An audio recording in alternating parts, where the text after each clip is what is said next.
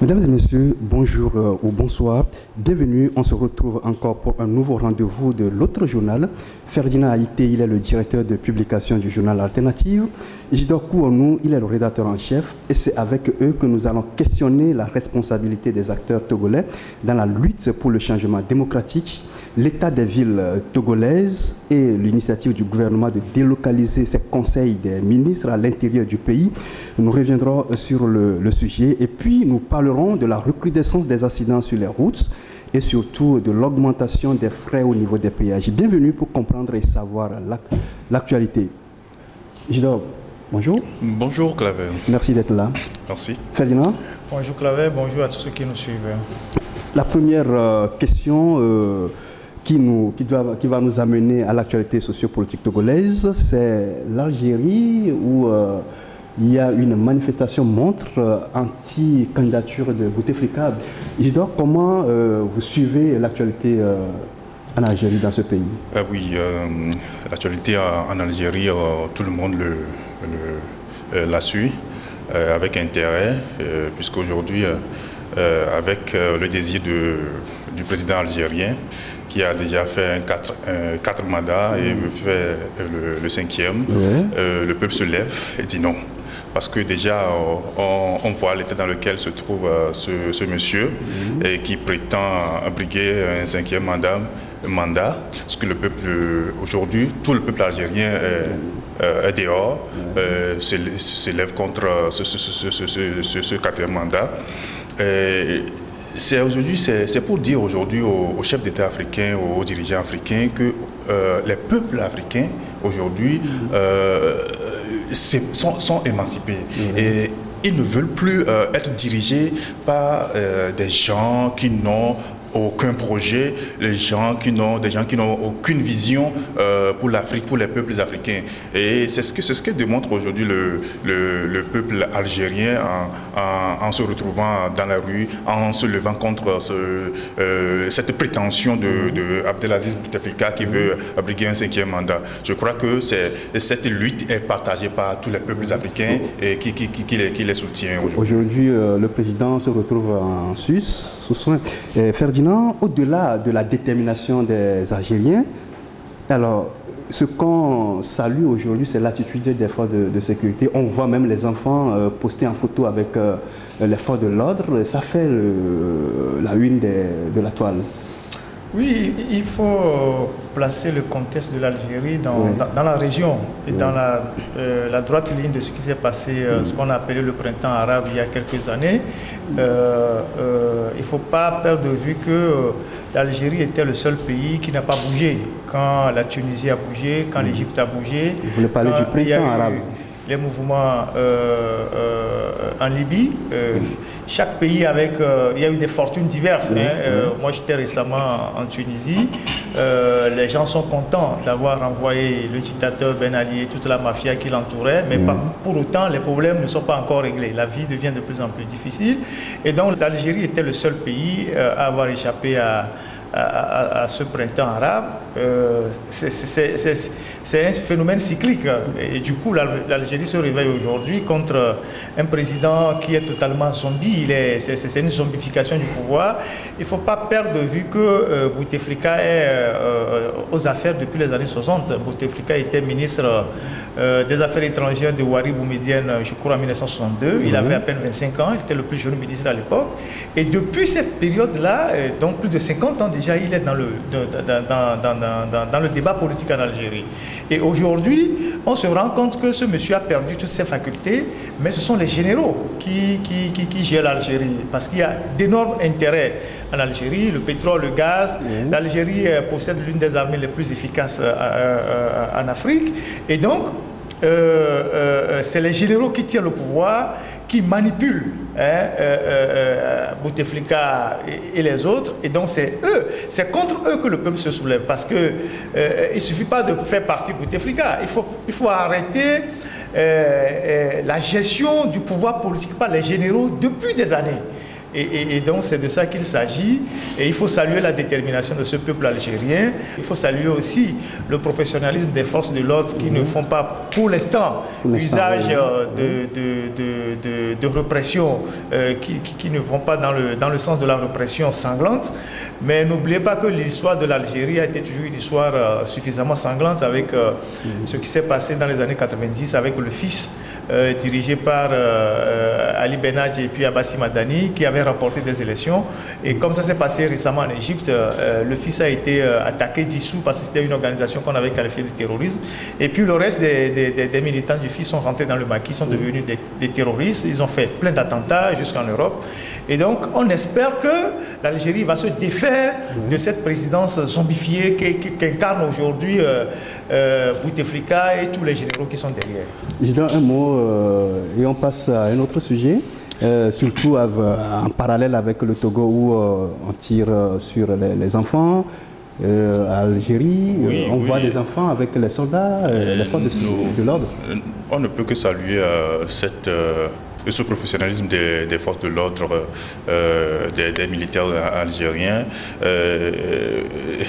Le serait sous d'autres cieux comme le Togo, on commencerait pas à compter des blessés et des morts, parce que quand on sait que ici au Togo, le régime dictatorial n'aime pas la contestation, tout ce qu'il veut se lever contre le pouvoir ici, c'est la répression systématique contre les mouvements de rue et autres. Donc en Algérie, ce qu'on voit aujourd'hui en Algérie, on ne peut que saluer ça. Et voilà qui nous ramène au Togo, et on va parler de la C14. Ferdinand, c'est avec vous Ferdinand.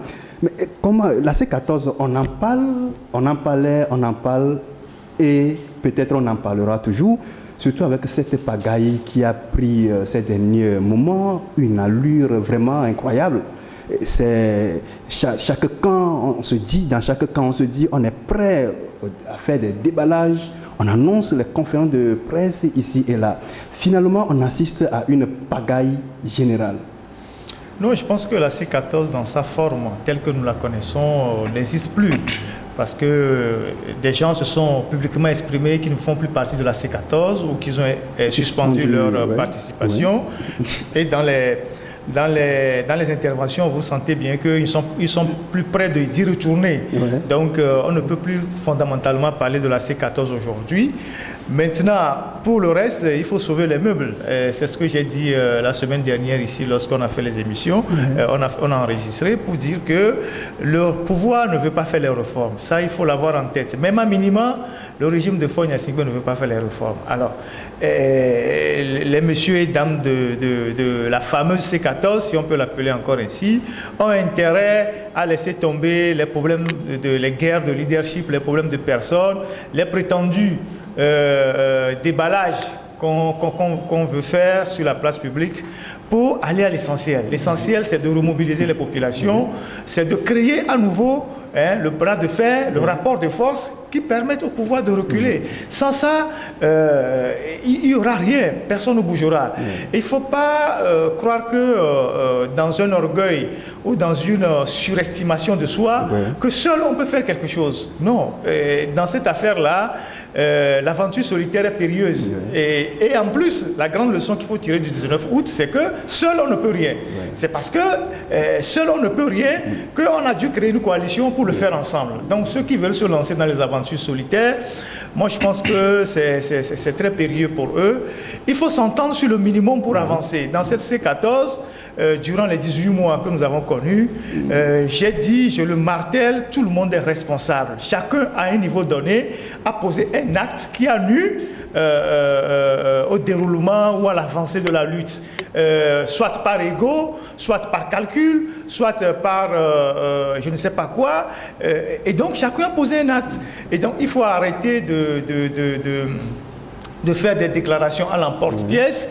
Ce n'est pas le moment de dire c'est celui-ci qui a fait ci, c'est celui-là qui a fait ça. Non, ils sont tous responsables à partir du moment où ils sont restés pendant longtemps dans le processus et qu'il y avait des actes qui se posaient et que les gens n'ont pas eu le courage de dire ça, nous ne sommes pas d'accord, ça, nous ne sommes pas d'accord.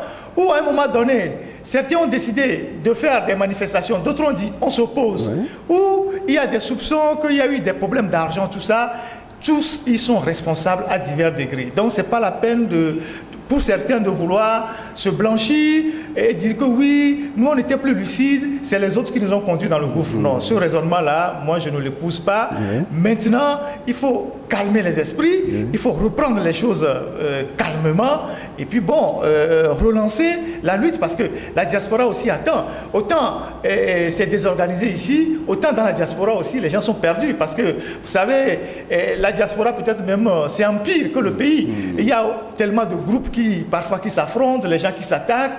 Et donc, vous allez voir que même au sein de la diaspora, les gens ont arrêté de manifester. Or, on ne doit pas arrêter de manifester en ce moment. On doit continuer. Oui, on doit continuer parce que pour pousser le régime à faire les réformes, seule la mobilisation pourrait permettre aux hommes politiques actuels d'y arriver. Sinon, même en le clamant partout, dans la déclaration générale du Premier ministre ou devant tous les partenaires que nous sommes prêts à faire les réformes, il faut savoir que le régime n'est véritablement pas prêt à faire les réformes. Oui, Isidore, la C14 visiblement refuse de prendre un nouveau départ alors qu'il faut intensifier la mobilisation telle que le disent les analystes pour pousser le gouvernement, le pouvoir à faire des réformes. Mais pour le moment, on peut dire que c'est peine perdue. Oui, c'est depuis au lendemain du 20 décembre qu'on a commencé par dire cela ici. La C14 a du plomb dans l'aile et c'est vraiment dommage. Aujourd'hui, on se table plutôt sur les petites querelles dans les rangs que de voir ce qu'il y a devant, de voir comment est-ce qu'on peut faire pour dégager l'adversaire là où il est. Je crois que c'est la coordinatrice qui disait la semaine dernière que tout le monde est coupable. Elle reconnaît que même elle a ses responsabilités dans ce qui se passe aujourd'hui. Les autres leaders aussi ont leurs responsabilités. Donc, personne ne peut accuser l'autre. Oui, donc, tout le monde est responsable de ce qui se passe, de la situation. Ne peut-on pas dire que c'est finalement le conclave tenu qui vraiment a envenimé la situation? Non. Parce que les choses se dessinaient même avant oui, bien avant, mais le conclave a envenimé la chose. Parce que quand vous prenez le PNP par exemple, il dit mais ils ne sont pas d'accord avec l'ordre du jour. Quand on parle de l'alliance électorale, que ce n'est pas le moment d'en parler. Je pense que c'est les travaux préparatoires pour ces conclaves, c'est là où les choses ont commencé par s'envenimer. Je crois que le PNP disait, j'ai écouté aujourd'hui le premier conseil du parti, qui disait que lors du travail préparatoire, ils avaient dit qu'on doit s'attabler plutôt sur les stratégies maintenant à mettre en œuvre pour mobiliser la population, pour mailler tout le territoire togolais. Mais il y a certains leaders, il y a d'autres qui voulaient porter l'arrêt de cette réunion sur le choix d'un candidat à la présidentielle de 2020. Je crois que c'est là où ils ne se sont pas entendus et c'est là où tout a explosé. Je crois que le CAR aussi est dans cette logique. Lui aussi, il a refusé de participer à ce conclave parce que les gens auraient des velléités de désigner un candidat unique pour la présidentielle de 2020. C'est là où il y a tout le problème. Et les autres, quand on prend aujourd'hui le parti le Togo autrement de Fulbert Tissot, lui c'est autre chose. Il y a une question d'engin de compte rendu lors d'une visite à Accra.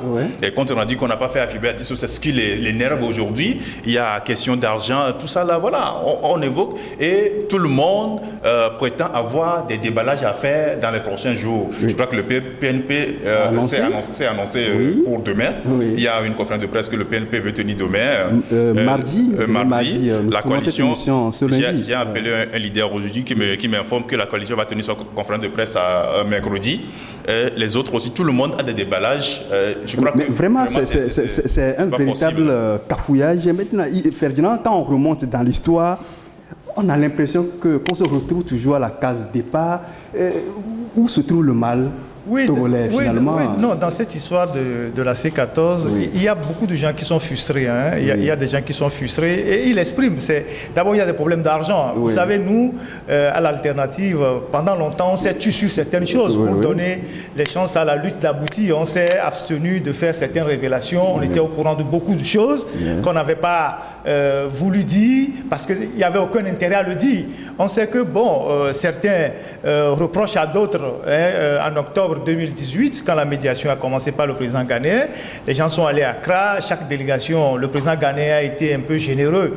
Ce n'est pas un crime envers ceux qui sont allés, chaque délégation a eu $10 000 et d'autres, les 3 derniers qui n'ont pas été, étaient tellement frustrés. Je parle le Togo autrement, le démocrate socialiste, le parti, je crois, de Targone, et les démocrates de Habia Nicodème. Voilà les 3 partis qui n'étaient pas allés en octobre 2018 à Accra et donc qui n'ont pas reçu les $10 000 que le président ghanéen a offert à chaque délégation. Je rappelle que le président ghanéen a reçu cette délégation individuellement. Ils ont reçu les gens, chaque parti individuellement. Et donc, les gens sont rentrés à Lomé. Certains n'ont même pas dit à d'autres que, écoutez, on est allé, voilà de quoi on a discuté, il y a eu un peu d'argent et tout ça. Les autres l'ont appris comme ça. Mais à l'époque, quand on a eu l'information qui était véritablement confirmée, on n'a pas trouvé utile d'en parler. Si un chef d'État a été généreux avec les hommes politiques, ce n'est pas encore un crime. Bon, Ouattara, le 31 juillet ici, le jour de la clôture du sommet de la CEDEAO, a été aussi généreux envers ceux qui sont allés lui rendre visite la nuit à l'hôtel de février. À l'hôtel de février. Bon, on sait aussi ce qui s'est passé un peu à Paris et puis à Conakry. Et donc, ce n'est pas des choses que je trouve intéressant de déballer ici. Et c'est pour ça que je dis, tout le monde est responsable. Tout le monde est responsable dans cette histoire-là. Maintenant, il faut gérer les frustrations. Je sais, c'est vrai que c'est difficile. Bon, certains n'ont pas les moyens.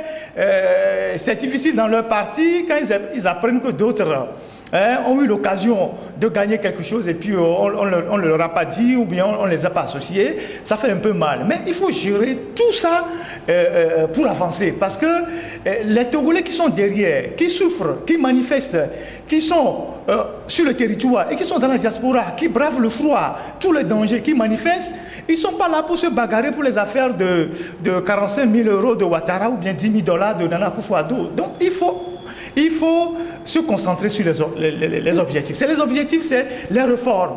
C'est les réformes, c'est l'essentiel qui nous unit. On ne trouvera jamais d'homme politique propre. C'est-à-dire que moi, je ne veux pas aller... C'est vrai que moi, personnellement, je condamne ces attitudes, mais quand on fait de la politique en Afrique, c'est difficile. Il n'y a pas les moyens. Et donc, parfois, quand certains chefs d'État vous glissent un peu d'argent, les gens sont tentés de prendre. Mais il faut avancer. Il faut arrêter ces querelles de clochers, ces guerres de chapelle, ces menaces à peine voilées. Je fais déballage, l'autre dit je vais faire déballage. Et si on commence ces genres de déballage, on ne sait pas où est-ce qu'on va arriver. Parce que chacun, à un moment donné dans cette coalition, a pris ou a adopté une posture qui a nu aux revendications du peuple. Et donc, on ne va pas faire un procès. Tout ce que nous, on peut leur souhaiter, en tant que de grandes personnes qui sont dans la lutte, parce qu'il faut le leur rappeler, ça fait quand même 30 ans qu'ils sont dans la lutte. Justement. Et nous continuons de dire, 30 ans dans la vie d'un pays, 30 ans dans une lutte sans résultat, il faut se poser des questions. Et donc, il ne faut pas que, pendant qu'on se pose des questions sur tout ce long parcours-là, ils en rajoutent avec leur querelle habituelle. Justement, Isidore, Ferdinand vient de lâcher le mot.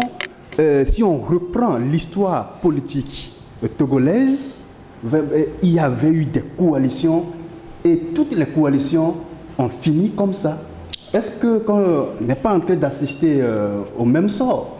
Oui. Est-ce que, et puis, deuxième question, je formule deux questions en une question, est-ce qu'on aura encore foi en une coalition si possible demain, par exemple? Est-ce qu'on aura encore foi en une coalition? Bon, pour le peuple togolais, ça dit, peu importe celui qui va le sortir de la situation dans laquelle il se trouve aujourd'hui. Tu l'as dit tout à l'heure, on a connu des coalitions dans ce pays. Dans les années 90, le Code 2, il y a très récemment le CST, le FRAC, et CAP 2015. CAP 2015. Et toutes ces coalitions ont fait leur preuve, elles ont mobilisé. Elles ont mobilisé du monde dans les rues, à Lomé, à travers tout le pays. Et sans rien, finalement. Sans rien. Aujourd'hui, ce qui étonne encore les gens aujourd'hui, on peut dire que depuis la crise le 19 août, les gens croyaient que c'est fini. Et véritablement, le pouvoir de Fognassigbe était à terre. On pouvait le prendre. Mais qu'est-ce qui s'est passé pour qu'aujourd'hui on en arrive à cette situation, à cette étape-là? C'est ce qu'on se demande aujourd'hui. Les leaders de la coalition de la C14 n'ont pas su, on le dit ici très souvent, n'ont pas su capitaliser cette mobilisation. Et c'est ce qui... Les gens n'ont pas véritablement d'ambition. Les gens étaient entraînés par des effets de foule. Effets de foule. Les gens ont vu, parce que le peuple togolais, les Togolais étaient dans les rues, parce que le pouvoir, à un moment donné, était fragilisé. Donc, rentrons dans cette coalition, parce que quand un moment va arriver, le pouvoir sera à terre, on prendra le pouvoir, nous aussi, nous aurons quelque part quelque chose ici. C'est ça qui a fait que des gens sont rentrés dans cette coalition et aujourd'hui n'ont pas d'ambition. Et quand on n'a pas eu véritablement l'effet escompté, on n'a pas eu véritablement la solution qu'ils voulaient, et aujourd'hui on parlerait d'échecs. Au début, la coalition n'a pas voulu parler d'échecs. On a voulu faire croire aux Togolais qu'avec le boycott des élections le 29 mais aujourd'hui, on s'est rendu compte de l'évidence. La coordinatrice même l'avait dit la semaine dernière. Le mot échec. Oui, échec. Parce que l'échec... Finalement, s'il faut envisager une solution, quelle responsabilité pour les acteurs? Faut-il envisager l'émergence d'une nouvelle classe politique de l'opposition? Si oui, quel serait le charisme de cette nouvelle classe, Ferdinand? C'est vrai que les gens le disent, mais je ne sais pas, ça va être très très très difficile, mais il faut quand même que des gens, d'autres personnes sortent du bois pour aborder le sujet politique togolais. Soit carrément, il faut-il compter sur la société civile? Elle n'est pas aussi mieux organisée que ça. Et beaucoup d'organisations de la société civile sont alignées derrière certains partis politiques. Ça, il ne faut pas le perdre de vue. Et moi j'étais très impliqué dans la création du CST. On a fait le tour des leaders à l'époque. On a même supplié les gens. J'étais avec 2 organisations des droits de l'homme, tout ça. On a supplié des gens. Et certains n'y croyaient même pas. Certains ne voulaient pas venir. Certains ont tenté de saboter la création du CST de l'intérieur. Le jour où on a mis les gens dans la rue, le lendemain, c'est le jour là que le CST est mort. Les ambitions ont commencé parce qu'il y avait de la foule, il y avait du monde. Et les gens ne commencent pas à faire leurs calculs. Et du jour au lendemain, il y a eu des crises. Le coordinateur à l'époque n'a pas pu gérer tout ça. Et puis bon, le CST a vécu. Et donc je suis en train de voir la même chose avec la C14. Et comme vous venez de le dire, on a connu pas mal de coalitions. Moi qui ai été pendant longtemps militant avant d'être aujourd'hui journaliste, je sais ce qu'on a fait, je sais dans quoi on était. Donc je pense qu'aujourd'hui, il faut tirer les leçons de tout ça. Il faut souhaiter aussi que de nouveaux acteurs émergent. Parce que quand vous avez les mêmes généraux qui vont à la guerre depuis 30 ans et qui vont toujours à l'échec, à un moment, alors qu'ils ont les troupes qui sont prêtes, ils ont un peuple derrière, ils ont les armes, ils ont, je caricature, ils ont tous les avantages pour réussir la guerre. Mais les généraux continuent d'avoir des échecs au front. À un moment donné, il faut se dire que c'est les généraux qui sont mauvais. Et il faut penser peut-être à changer ces généraux-là pour que, à un moment donné, les efforts du peuple à l'intérieur du pays que dans la diaspora soit au moins couronné de succès. C'est ce qu'il faut souhaiter pour cette classe politique-là, qui est véritablement décevante, mais qui peut se réorganiser. Les gens peuvent toujours se réorganiser à condition que certains laissent tomber leur ego, certains laissent tomber leurs calculs, certains pensent que certains se disent bon, on est déjà des dieux, il ne faut pas nous critiquer, il faut laisser tomber tout ça et proposer véritablement une offre politique. Parce que le cas togolais est très complexe. Oui, les gens l'abordent avec beaucoup Ferdinand, de légèreté, mais on ne tourne pas la page d'un régime de 50 ans avec tout ce que cela comporte comme des conflits internes, des problèmes qui peuvent surgir. On ne tourne pas cette page-là comme on tournera la page d'un régime de 2 ans, 3 ans, 4 ans. Et donc je pense que c'est là-bas qu'il y a le nœud. Et le problème togolais est un problème fondamentalement militaire, pour ceux qui ne le savent pas. Oui, justement, il faut savoir tirer leçon de l'histoire, ce qui est difficile à faire. Ferdinand, merci. Jidor Kouanou, merci. Restez avec nous. On se retrouve dans quelques instants pour la deuxième partie de cette émission, l'autre journal. À tout à l'heure.